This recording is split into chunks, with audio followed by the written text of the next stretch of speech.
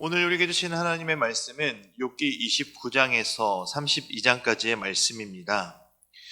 29장에서 31장까지의 말씀은 욥의 후기 독백을 다루고 있는 부분입니다.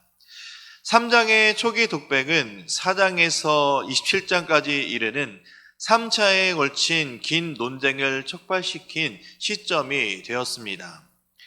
그리고 29장부터 31장까지의 후기 독백은 새로운 논객인 엘리후가 등장하여 중재변론을 시작하고 이어서 하나님께서 등장하심으로 온 우주 만물과 인생에 대한 하나님의 절대적인 주권을 선언하심으로써 궁극적으로 하나님께 대한 인생들의 절대적인 신뢰와 순종을 요구하시는 새로운 양상이 전개되는 전환점이 되는 부분이기도 합니다. 29장에서는 욥이 하나님께서 베푸신 과거의 축복과 의롭고 명예롭게 살던 시절을 회상하며 다시 그날로 돌아가고자 하는 의지를 또 희망을 피력하고 있습니다. 욥은 이처럼 하나님께서 베풀어 주신 과거의 축복을 회상하는 것은 두 가지 목적이 있습니다. 과거와는 완전히 대조되는 현실의 비참한 상황 속에서 나오는 탄식과 원망이 정당함을 부각시키기 위한 것이며, 과거의 행복이 자신의 의로움에 대한 하나님의 축복의 결과임을 강조하는 것으로 친구들이 주장하는 것처럼 자신이 죄악으로 인해 고난당하고 있는 것이 아님을 드러내기 위한 것이었습니다. 30장에서는 이제 29장과의 내용과는 대조적인 내용이 나타나고 있습니다. 행복했었던 과거와 대조되는 비참하고 조롱당하는 현실로 인해 탄식하고 있으며 자신의 고난에 침묵하시는 하나님을 향해 절규하며 자신의 혼란과 고통들을 토로하고 있는 것입니다. 31장에서는 29장과 30장에서 회고한 내용과 탄식과 절규의 궁극적인 목적으로 자신의 무죄를 계속해서 주장하는 사실을 보도하고 있습니다. 그래서 31장의 초반부터 욥은 자신이 하나님 앞에서 의로운 삶을 살았다고 주장하며, 특히 욥 자신은 내 눈과 약속하였다라고 고백하며 안목의 정욕으로부터 자신을 지키고자 노력했음을 피력하고 있습니다. 내가 언제 무엇 했던가라는 표현을 사용함으로써 자신이 말한 것과 같이 행하지 않았다면 자신이 현재 당하고 있는 재앙을 받는 것이 마땅하다라고 언급하며, 그러면서 동시에 자신은 재앙을 받을 만한 어떠한 악한 일을 행한 것이 없다는 것을 강력한 의사로 표현하고 있는 것입니다. 이어서 욥은 9절에서 34절까지 자신의 결백하고 의로운 삶을 살았다는 것을 구체적인 10가지 예들을 제시하면서 하나님 앞에 의로움을 정당화하고 있습니다.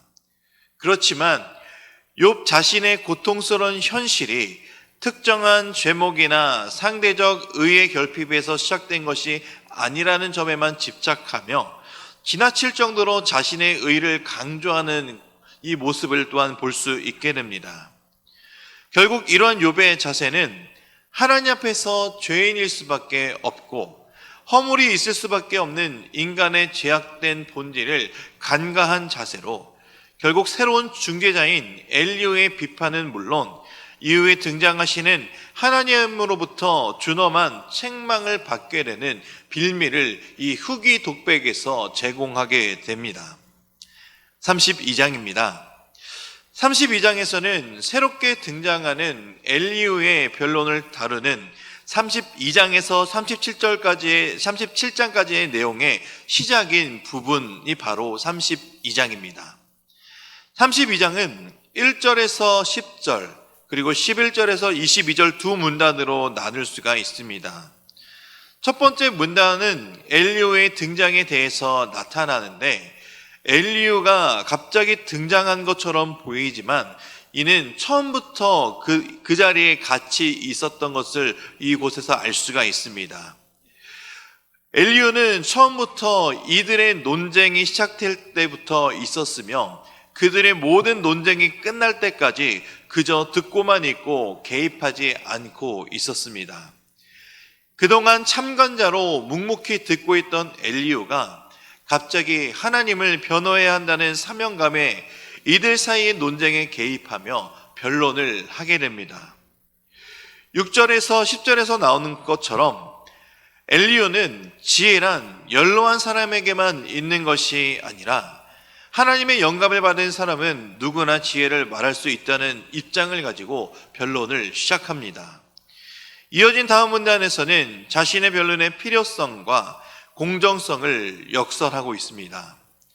엘리후는 새 친구들의 변론에 귀를 기울였으나 욥의 말에 합당하게 대답하는 자가 없었고 또 욥을 꺾을 사람은 사람이 아니라 하나님이라는 핑계를 대지 못하게 하기 위하여 자신이 나설 수밖에 없었다라는 것과 자신은 욥을 무모하게 논박하지 않겠다고 말하므로 객관적이고 공정하게 변론하겠다는 의지를 또한 보입니다. 이러한 엘리후의 모습을 봤을 때 이 엘리후는 참 신중한 사람임을 우리는 볼 수 있게 됩니다. 신중하게 처신하는 사람은 세상에서도 지혜로운 사람으로 인정을 받습니다. 그렇기 때문에 우리는 어떠한 삶을 살아가면서 우리는 인생을 살아가면서 말을 할 때와 침묵할 때를 잘 알아서 처신해야 합니다. 이것이 바로 지혜롭게 행동하는 방법이기 때문입니다. 그렇기 때문에 우리는 지혜는 바로 하나님으로부터 오는 것임을 늘 잊지 않고 우리는 하나님을 경외하며 하나님을 바라보며 언제든지 하나님 앞에 서서 살아가는 삶이 되어야 함을 늘 잊지 마시기 바랍니다. 하나님 앞에 섰을 때, 또 말씀 앞에 섰을 때, 기도하며 살아갈 때 우리는 말할 때, 침묵할 때 그때를 다 잘 알고 행동할 수 있게 되기 때문입니다. 이제 말씀을 듣겠습니다. 욥기 29장에서 32장까지의 말씀을 경청하실 때 우리에게 주시는 하나님의 음성을 들으시기 바랍니다. 주의 말씀은 내 발의 등이요 내 길의 빛이니이다. 아멘.